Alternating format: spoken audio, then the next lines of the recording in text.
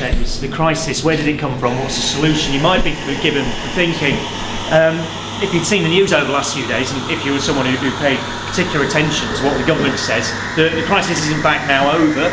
Everything's back to normal. The stock markets around the world are up. European banks have been stress tested, which is nice, and they're all fine.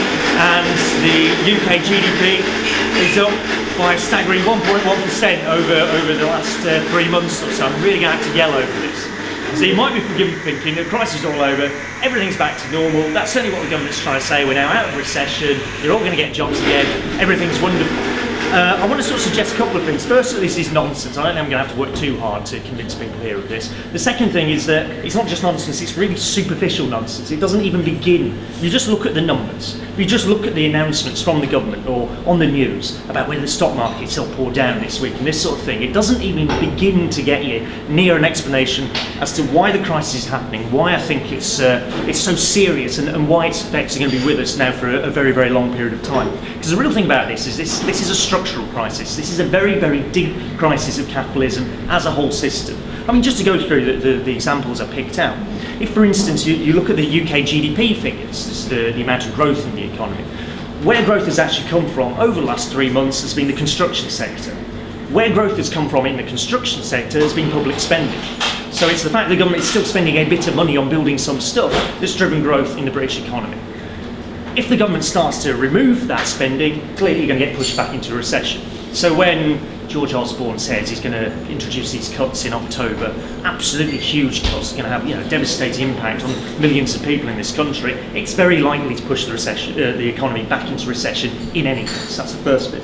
The second bit, the European banking system was kind of stress tested by the regulators there, but they didn't really make a very good job of it. They kind of vaguely poked some of the banks as if they might fall over if there was a bit of recession. The thing they didn't test for, and I'll come on to this why it's so serious in a minute, was the idea that one of the European countries might default on its debt, which still remains the biggest single threat to the banking system in Europe. So even on the level of the headlines you get, it's kind of not really true to say things are okay. It's not true to say things are back to normal, that we're out of a recession or anything like that.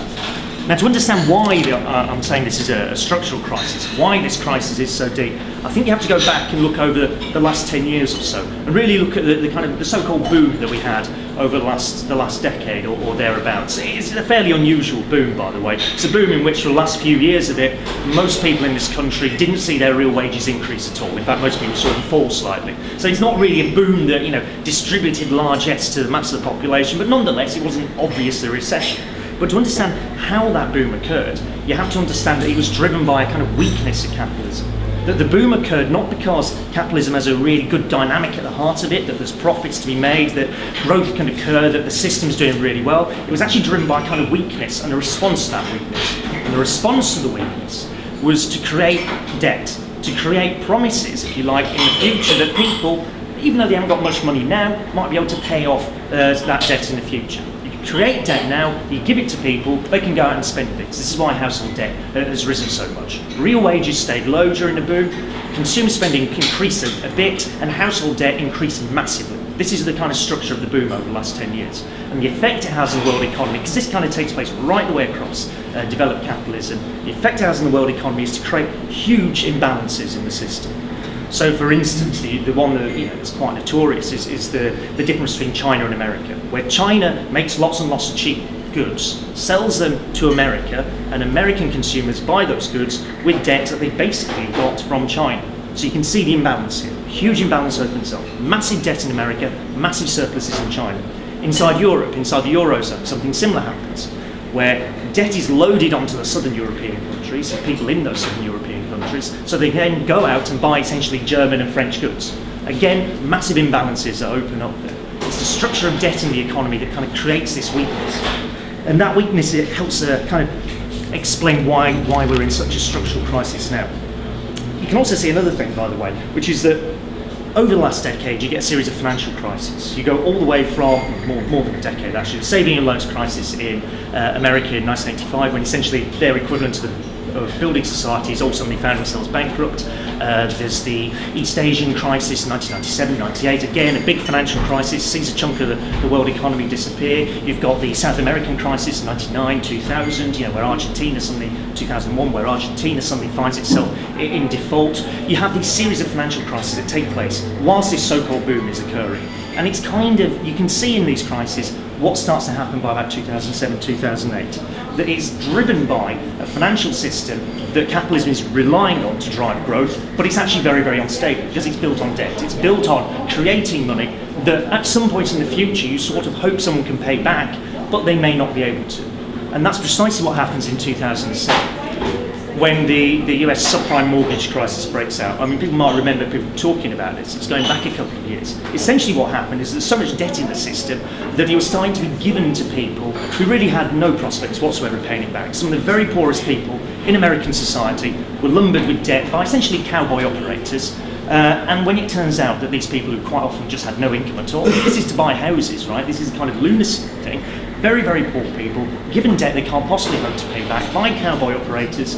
The difficulty is that those cowboy operators themselves borrow money off the big banks. And those big banks can kind of borrow money off even bigger banks. And the really big banks right to the top of this kind of pile of debt that was resting on very, very poor consumers at the bottom, they all kind of packaged their debt up in lots and lots of ludicrously complicated ways, sold the debt to each other, told each other the debt was actually really good and everyone's going to pay it back. And of course in 2007, 2008, when the consumers, the very poor consumers at the bottom of this pile of debt can't pay it back, the entire structure collapses.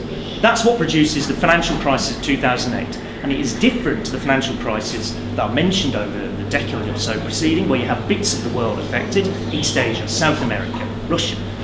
We have bits of the world affected because it takes place globally. It takes place across the entire financial system. When Lehman Brothers collapsed, it was at the time about the third biggest bank in the world, and it went bankrupt. Now, you can't pull out the third biggest bank in the world without having an impact on the rest of the system. Remember how the debt is all connected. Everybody borrows money off everyone else. When it's Lehman Brothers, they borrowed money off everybody and they lent money to everybody. So when it disappears, it pulls everything else in behind it. To get some kind of sense of the scale of catastrophe that broke out in autumn 2008. I mean, people might know Andrew Rawnsley. He's slightly smug, really, I think is a fairest description, man who writes in The Observer about British politics. He recently had a book out about Gordon Brown and what a terrible man Gordon Brown was. And there's a section in it where he actually praises Brown. And he praises Brown for making a decision after the collapse of Lehman Brothers when he was confronted by him and Alistair Darling, Chancellor at the time, were confronted by some of the heads of the British banks, biggest British banks, like RBS and the rest, on the Saturday after Lehman Brothers had collapsed, which was Tuesday, Wednesday that week. And they basically said, unless you help us out, we're not going to be able to open our branches on Monday morning. We're going to have to close down all the cash machines. Nobody's going to be able to take any money out of their bank accounts because they were still tied in to this debt and the chaos that Lehman Brothers was pulling in behind it. So unless, it's kind of an ultimatum in some ways, so unless the government did something there and then, we would have found on Monday morning, you could put your card in the machine and get no money out. You wouldn't be able to get hold of your savings. You can see the kind of catastrophe this would have been. I mean, not just an economic crisis, but an obvious political crisis. Very, very serious problem for capitalism. And the government's solution to it, governments all over it ended up adopting this solution, but it was the British government who led in it, was to say, okay, we're going to bail out the banks.